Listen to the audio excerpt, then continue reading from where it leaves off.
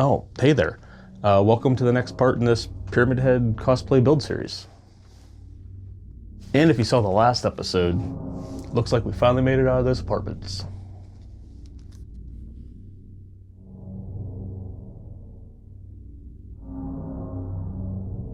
So a while back, I put out a video for a template I made for a Pyramid Head helmet. This is the helmet from that video. It's mostly made of cardboard because it was really just made to show you how to use that template. Link to that video and the template is in the description. But just showing you how to make this thing isn't enough. I wanted to make one myself. So that's what we'll be doing in this video. This helmet is all made in EVA foam, and in this video I'll be showing you how I built and detailed this helmet. In the following episode then, we'll cover paint. So, let's get building. And originally I was going to just magically cut straight to this already being made in foam.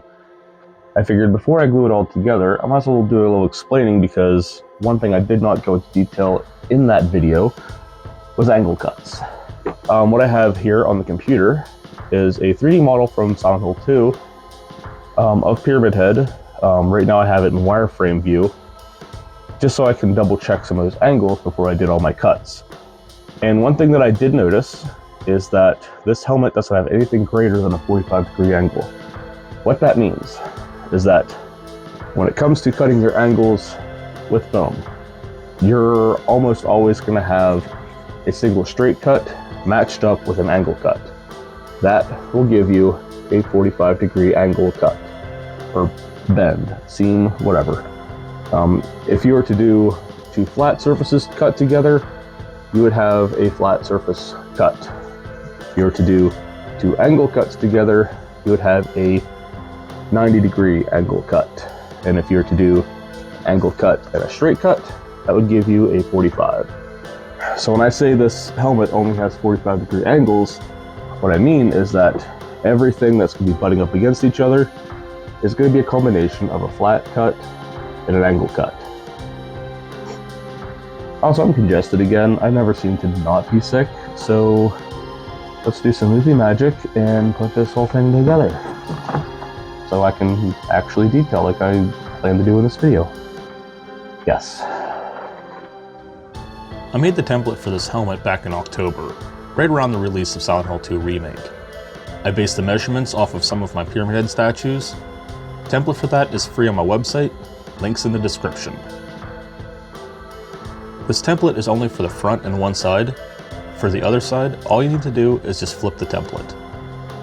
As you can see here, my pieces are labeled with both numbers and letters, L for left, R for right. And the numbers just let me know which pieces go in what order. As for the angle cuts you need, I don't have them marked on the template. For that, you'll need to check or reference some photos or models. But like I said previously, there's nothing more than a 45-degree angle on this helmet. So everything will be a combination of a flat cut matched up with an angle cut.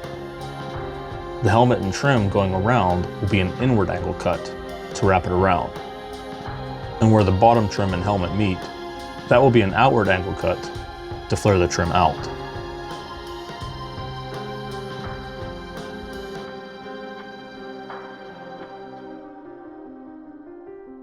We have converted the helmet to foam. If you can notice though, is that it's a little kind of warped, I guess you could say. That's where this piece here is going to come in. This is basically not in the template, but what I did was I more or less took some cardboard and traced out the inside of this and then kind of flipped it to make sure everything is symmetrical and even, and then transferred that to foam, which is these two pieces here. So the way this works out then is that one of these is a straight cut, the other is a 45, and when this all gets bonded, that's going to more or less convert that base shape to the shape it should be. But not doing this yet because I have something else I need to do. I'm gonna put in this. That's fine. So before I do that, because of the hole in the center where I'll be putting my head down through, I'm gonna need something else. So obviously my head's not gonna go up into this the whole way. If I do, helmet sits a little too low. What I want is for these here to be just a hair off of my shoulders. For the sake of reference, I should probably double check to see how far off my shoulders they go. Okay, so like before, I am back on Sketchfab. I think wireframe mode will work. Can you see that? Probably not. That's fine. Doesn't matter. All I'm doing is just using this model to reference how high off of the shoulders it should really be. And from the looks of it, it looks like this corner here will be right at the front of my shoulder. And then more or less, this should end then at the back of my shoulder. So this right here is where my shoulder actually is. Everything here is then the chest and stomach. So I'll need to rest that up. But from looks of it, I'm gonna say 2 inches at most off my shoulder, so maybe 2 fingers.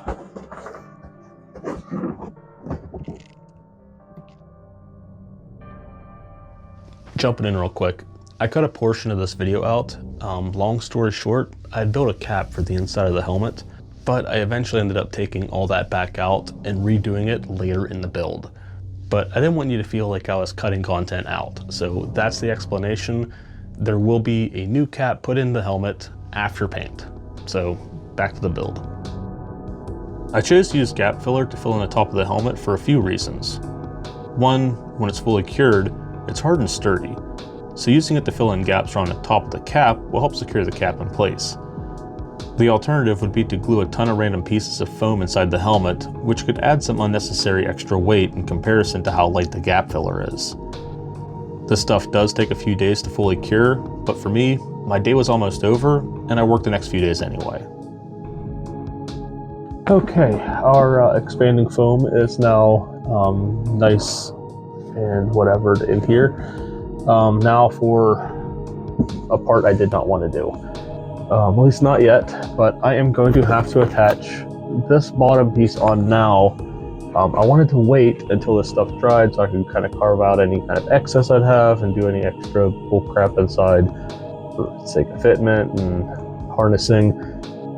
But when this stuff dries, it's also going to expand, which means that it's going to push this into whatever shape that it wants to go into. So I need to put this whole thing in to make sure that this stays in the shape that I want it to stay in, which then forces this to go anywhere other than where it wants to go. I need to tell it where I want it to go, and that means putting this on now.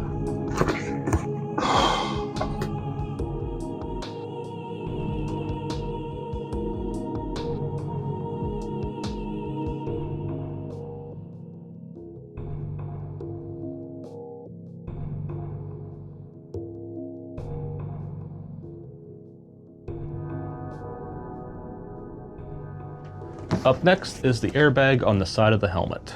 This is present in both versions of the helmet, both with the original and in the remake.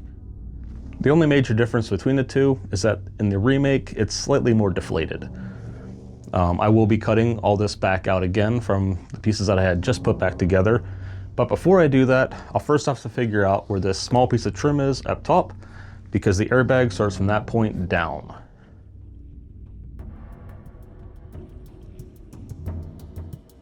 Using my reference, I more or less eyeballed the location of the trim, and then using a ruler to make sure it was even on both sides.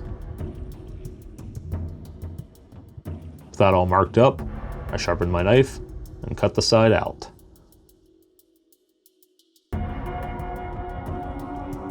Okay, so we ripped everything out, and I made a stupid, I wasn't paying attention. I cut this side up the entire way to the top, so now I'm waiting for glue to dry so I can push that right back together. That said, I didn't cut the whole way to the edge. I mean, I kind of did in some spots, but it wasn't something I'm super worried about because there's going to be trim on all these corners by the end. So that's going to cover it all up anyway, so it doesn't matter. So right now, a couple things I have to figure out. Where is my thing? All right, so I had kind of drawn out, which you probably can't really see because all my markers are dead. Kind of like what's where on this. I had did several circles to kind of do like a topographical map of how high this nail needs to be out. This part here will be out, and then this part here will be in. Obviously, I have some expanding foam here, which means to get that to go in, I need it to be gone.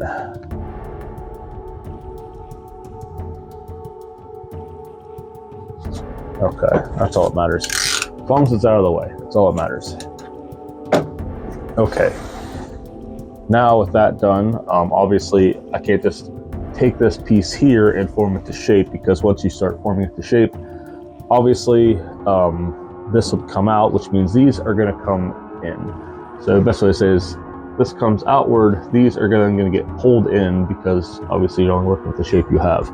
So since this is 10 millimeter, what I'm going to do is I'm going to get a sheet of 5, and I'm going to trace out something a little bit bigger than this. Not by a lot, maybe like an inch or 2, just so I know that when I take my heat gun and all that fun stuff, and I start bending into shape, that wherever the excess is that needs to be out more or in more, I have that to work with. And then once I have my shape, I'll put it back up here, and I'll trace my lines for the outline of this piece here. Once I have that, then it'll be fine to start gluing in.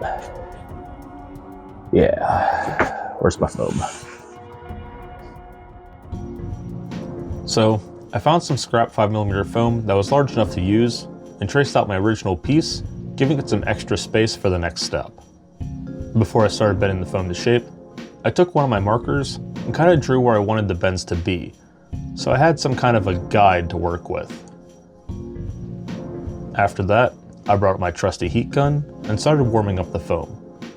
I really only had 2 bulges to make, an inward bulge at the top and an outward bulge at the bottom. I used the styrofoam head to press the foam to help form it to shape. This took a few passes to get the bulges as deep as I needed them.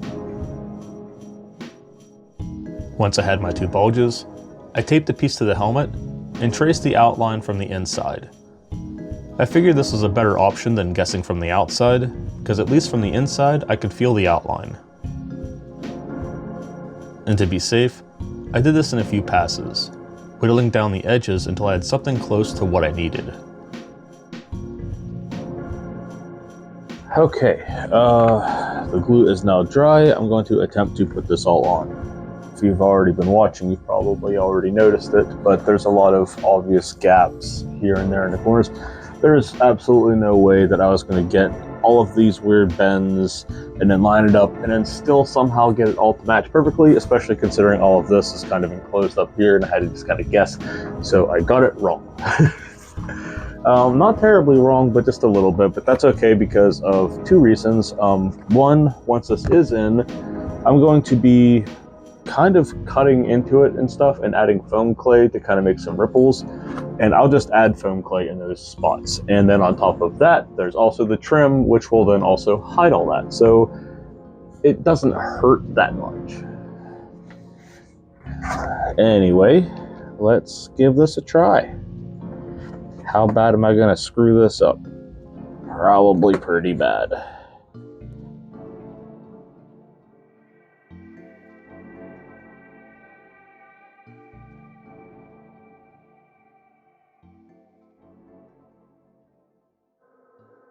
Okay, so next I'm going to try and draw out some of the ripples and stuff in the airbag, and then start working on figuring that out. So first things first, I need to draw them on so I know where they're at, so I can get kind of like an artistic guess.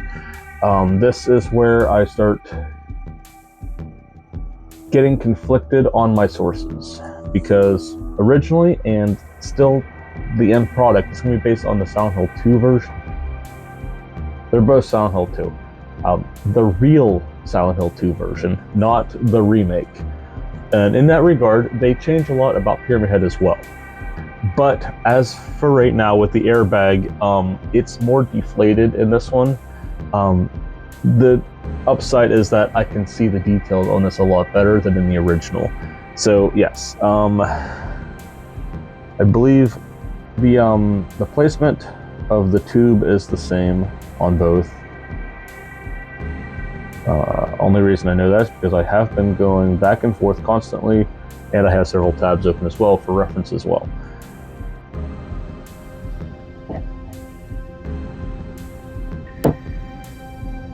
Back on topic of making this helmet, I started working on making the breathing tube for this side airbag. I started with the foam dowel and several pieces of 5mm and 3mm foam. This is a little bit of an artistic approach. While the original version of this tube is just a piece of trim and a cylinder, I add a little more detail by adding a second piece of trim and a fitting on the end. With that all assembled, I glued it onto the helmet.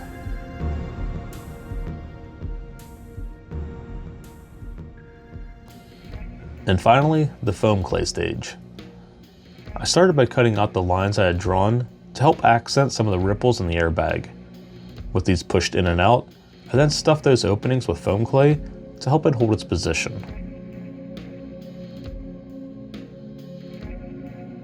With all that in place, I then started laying down my foam clay to really help bring out those bumps in the airbag folds. I'll be doing this in 2 parts. If I did everything all at once, it would all smooth out onto itself, so instead, I'm only doing the bumps first. And once that dries, then I'll go over it again to smooth those ripples out.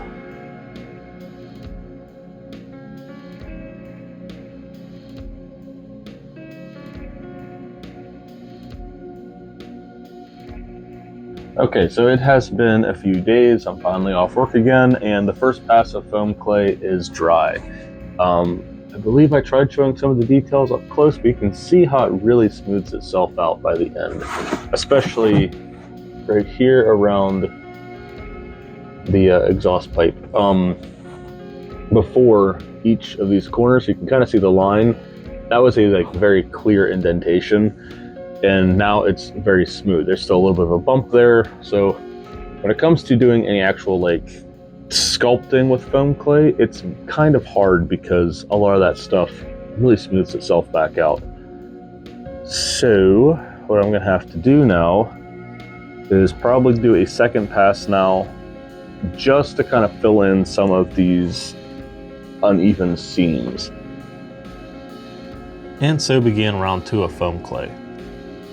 I only wanted to smooth out some parts of the ripples to sell the idea that the airbag is being stretched and pulled in some spots.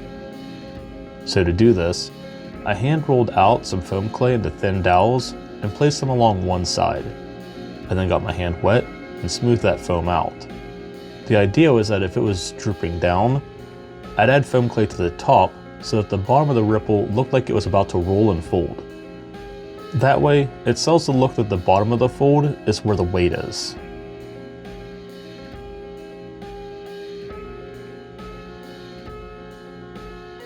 Alright, I think I'm going to call it there on the second pass. What I mostly did was I just started on the top of everything and kind of smoothed that out. That way there's kind of a to everything. That way it looks like it's more sagging. We'll see how that looks when it dries, but I think it will be okay, and if not, it'll at least be better than what it was. I hope. Up next, I'm still not sure. I am always winging everything that I do, so I'm just going to clean up real quick, and then we'll jump into whatever's next. Up next is the trim. There's a few small differences between the original and the remake in this as well, both of which I'll go into detail a little bit as I work. But there's 2 major differences between the 2.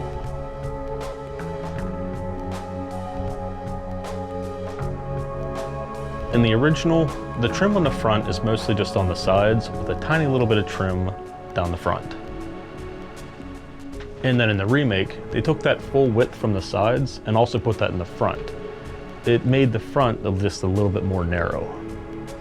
And then on top of that, they added this small piece of trim along the bottom of the front to kind of mimic the wraparound that you see on the sides. And then the other major difference with the trim is in the back. In the original, there is no trim in the back. It's a solid piece with a single divider line down the center. In the remake, however, there's full trim the whole way around.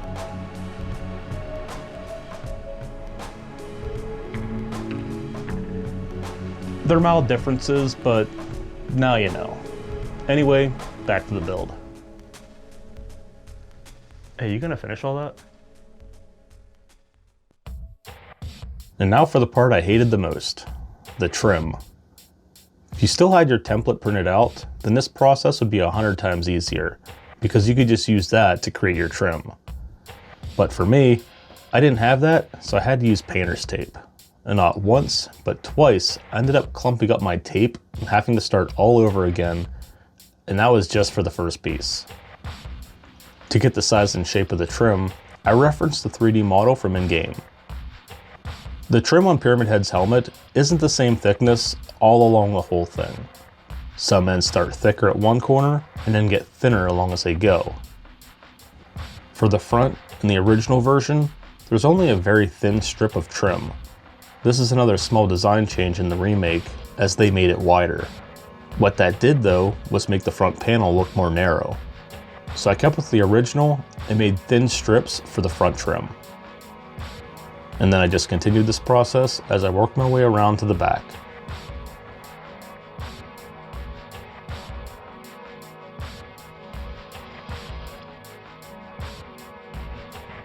As for the very back sides, in the original version there is no trim here. It's a solid piece with a divider line in the back center. So instead of creating trim pieces for this, I made a solid section and glued that on.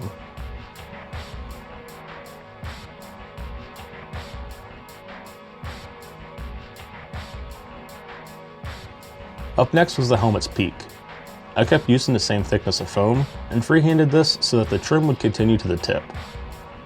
This took a lot of work and it was a little bulky in the end, but I used my Dremel to sand it down later, so for now it's okay. For the bottom trim, this was the same process as before. I used some painter's tape and traced out all the trim pieces. Also, before I could trace out the back trim, I realized I did a goof in my template making. The back center does not come to a point, but instead has a singular triangular piece. So before tracing those pieces for the trim, I corrected this by measuring and cutting out the old pieces, and replacing them with the correct shape. Once I had what I needed, I then finished tracing the rear pieces. And with everything ready, I used a bunch of scrap foam and started laying down my tape to cut out my bottom trim. And just like the original bottom trim, this all got 45-degree angle cuts for where everything was connected. I also joined the pieces together beforehand to make the application process easier, so that I only had the front and back pieces to put on. This helped making lining up the left and right sides a little easier, as I could eyeball them both going down at the same time to make sure they both looked the same.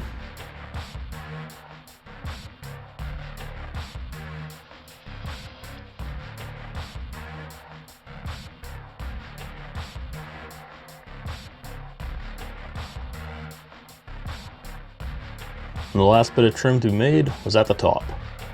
I'd already marked previously where I needed it, so here all I needed was some scrap foam, cut it to shape, and glue it in place.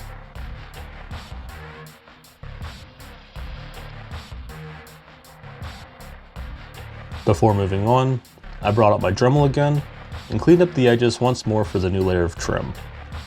I started by cleaning around the bottom, and then moved my way to the top, cleaning up and sharpening the tip.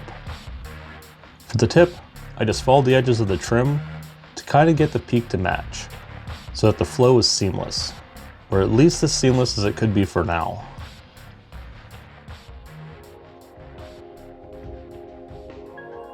Up next we'll be adding texture to the helmet. This is where things start getting a little interpretational. The remake version has a lot more detail in its 3D model, so we're able to make out a lot more of the rust and peeling paint.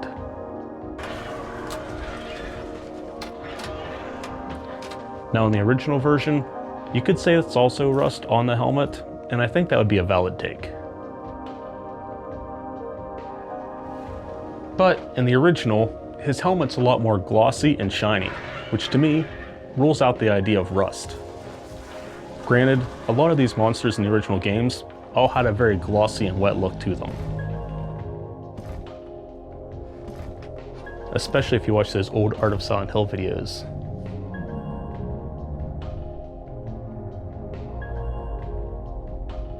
But I have a different interpretation of what's on that helmet that I'd like to argue. And if you disagree with me, just call it my headcanon. So we can all agree that all the monsters and some of the environments in Silent Hill are all manifested from the subconscious mind of somebody in each of these games. And because of that, speaking specifically about the original games, the monsters have always had this dreamlike quality to their designs. Some of their details are just a little blurry, or they just don't make any sense at all. And for me, when it comes to true Silent Hill visual aesthetic, the only thing I can turn to is the Art of Silent Hill videos. At the time, these were high renders of the environments and the monsters. And most of the crazy elements we saw in those videos, we got to also see in game, but to a lesser extent, mostly due to hardware limitations. We're talking concentrated random blurs that crawl over surfaces like it's a living organism. We have figures stretching, and environmental geometry warping. There's creatures materializing in and out of existence, like Fukuro and Maria.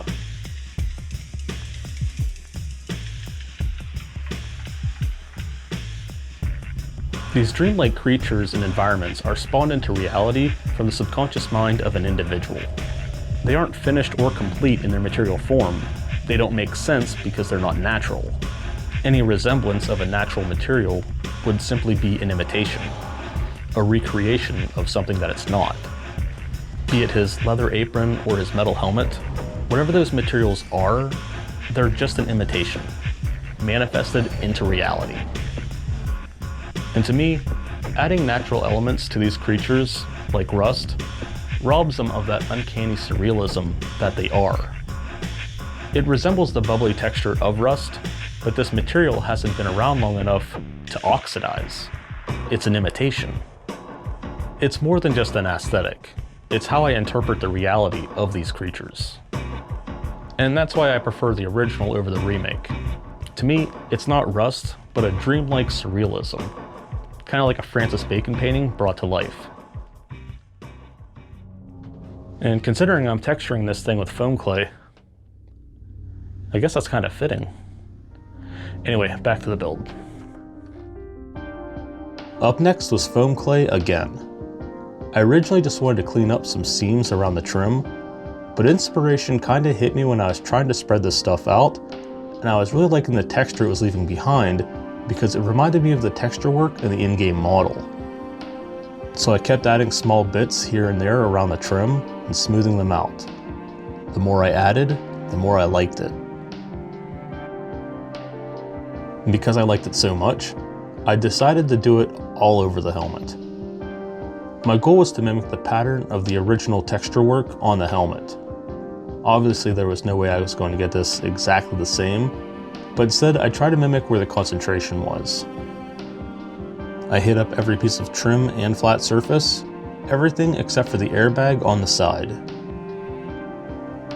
I did this by taking very small pieces of foam clay and laying them on the surface, getting them very wet, and spreading the clay as thin as possible. Sometimes they were small balls, sometimes they were thin stretched out pieces. I made sure to make it as random as possible so that there weren't any noticeable patterns in the style of splotches.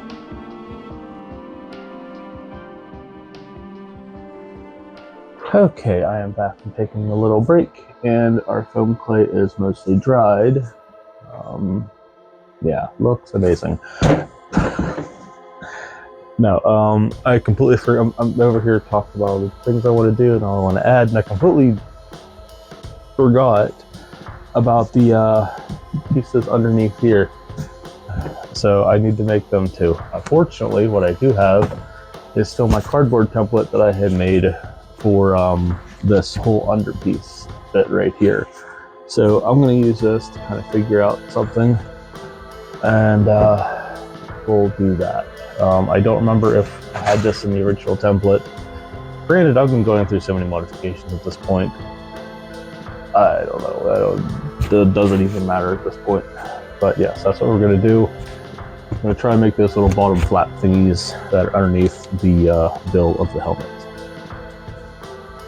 So I took my scrap cardboard, traced out the angle of the helmet's corners, and then started figuring out the angle that I wanted for this. These things hang out slightly wider than the base of the helmet, starting inward by the shoulders and hanging out by about 2 to 3 inches at the base and the front corners.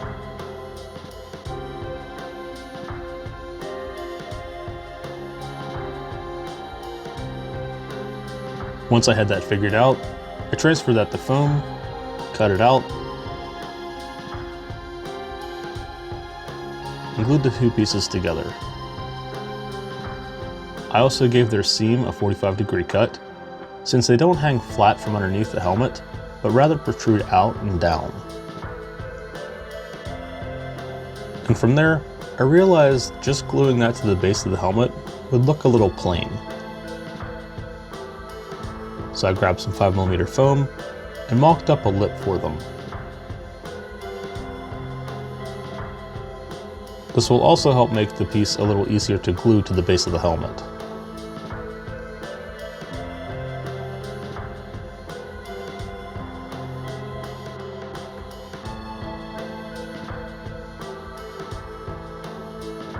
Speaking of glue, with that all glued together, I gave it another coat of contact cement, pressed it to the bottom of the helmet.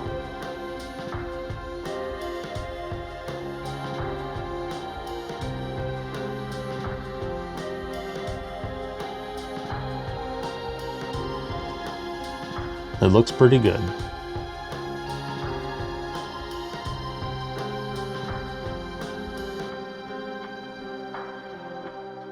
Before I could begin, as usual, Sable requires attention.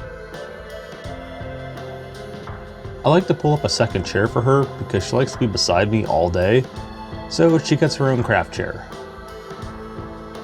For the flaps underneath, this was the same exact process as before. I took a small piece of foam clay, put it in random spots, got my hand wet, and smoothed out the clay as flat as possible. And while I was at it, I went back over the helmet one more time and kept adding more and more spots. In the end, these spots won't be that noticeable, but it adds texture, and that's always a good thing.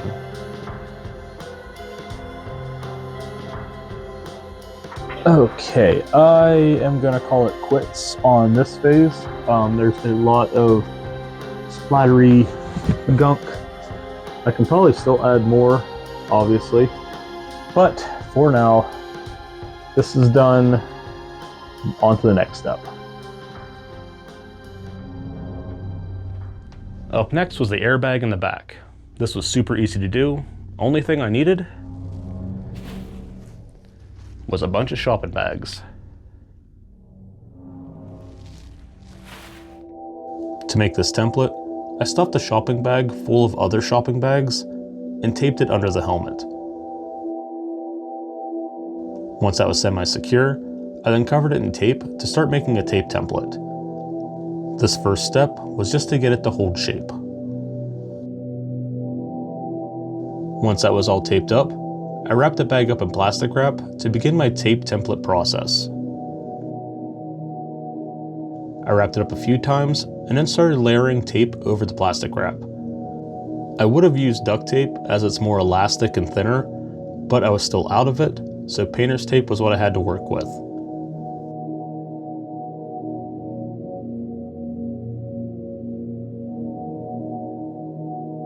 Once it was taped up, I then started working on outlining my cut lines.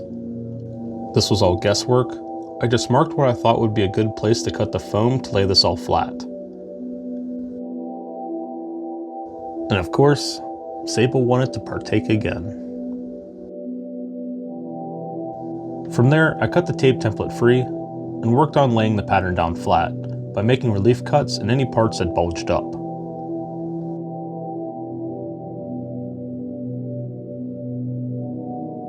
And with that all cut out, I then transferred those pieces to 3mm foam. I then used my contact cement, glue those pieces together.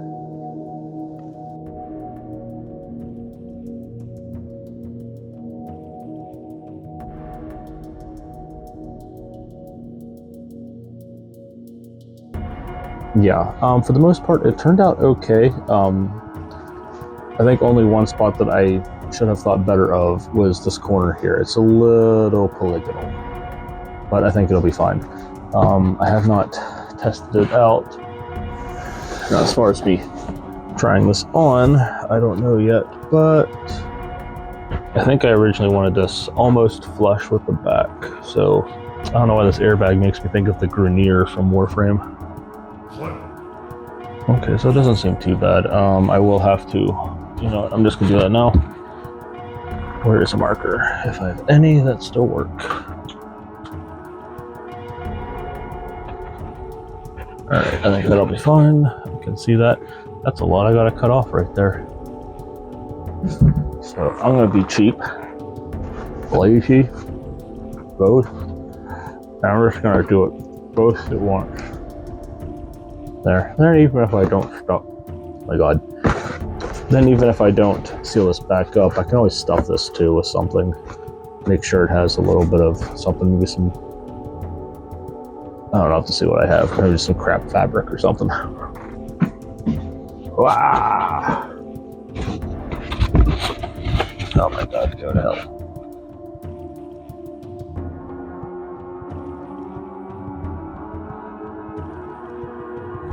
Perfect. That's exactly what I want.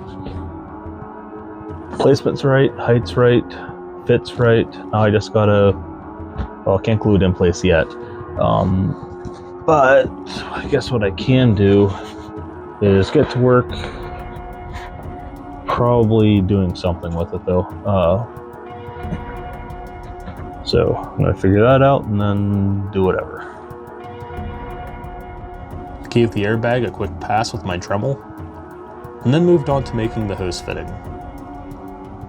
This was done the exact same way as the one on the helmet, using a foam dowel and some strips of 5 and 3mm foam to make up all the various pieces.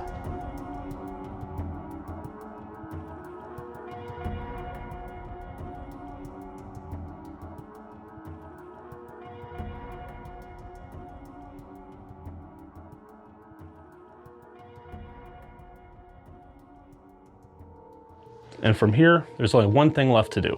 One tiny little detail before I can get this thing ready for paint. But first, we gotta talk about one more design element that's missing from the remake.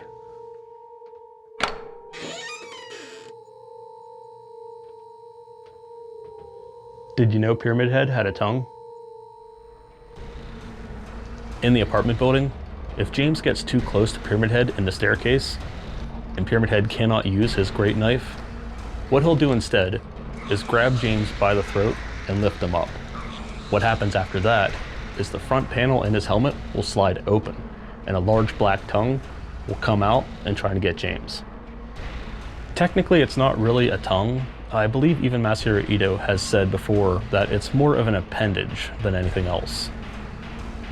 And this makes sense too, once you start making comparisons between Pyramid Head and his other half in the original game.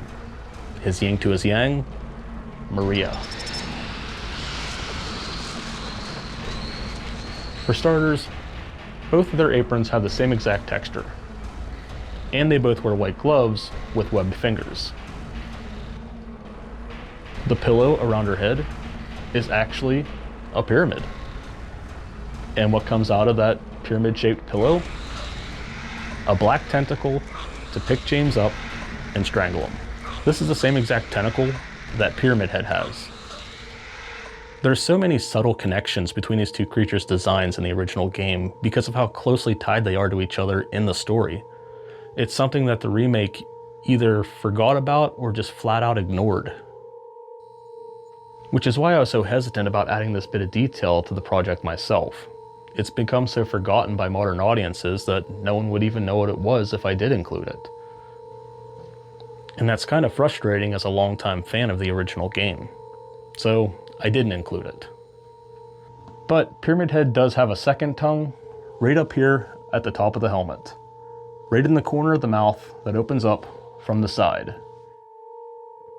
Now it is debatable if this is a second tongue or the tip of the original tongue. If you examine the actual game animations, when this mouth opens up, it opens up this entire side of the helmet here and pulls over. Then the tongue would then come out like this. So technically, the tip of the tongue would start here when it emerges from the helmet. But this part here is actually a static part of the geometry of the helmet in the game. This is yet another design element missing from the remake, both the large tongue and the small one. And at the very least, we're adding the small one. I'm using foam clay. I'm gonna just make something up in that shape and just slap her on. I will have to take into consideration, however, that foam clay loves to change its shape when it air dries, especially the more you use. So what I'm probably gonna end up having to do is, I don't want to do it in multiple layers, but it would dry faster that way because for how thick you'd end up making it, you know what, we'll just figure it out. We'll figure it out. Okay, now for how much of this will I actually need? Because it is going to go more or less, looks like a hair above this line here and then down. I'll split this in half for now. It's probably still too much. Alright, we're just gonna keep whittling this down until I get something the right circumference and thickness. Nope, take that much off too. Because it's not a super thick thing. And I also kind of want to like make sure the end is kind of smaller than the top, so it does have like that leech look, like it's almost crawling. A little bit more. Alright, so we are going to get this surface wet, this surface wet. Wetting the surface helps give the clay something extra to bond to, because the stuff, it gets a little more stickier the wetter it gets. There. I like that.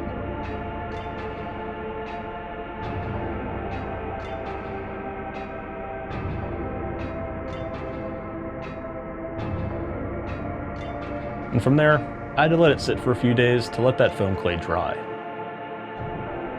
I really should have taken a nice show-off shot just so I had something for the end of this video, but unfortunately I forgot. But in the next video, we'll be covering the paint process and finishing up this cool helmet.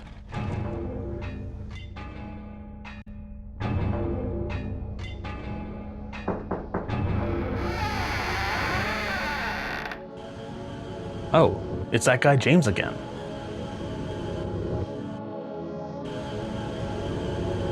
Dude, you gotta check out this cool helmet. It's you. Dude, watch out. That floor is slippy. You liar! Ah!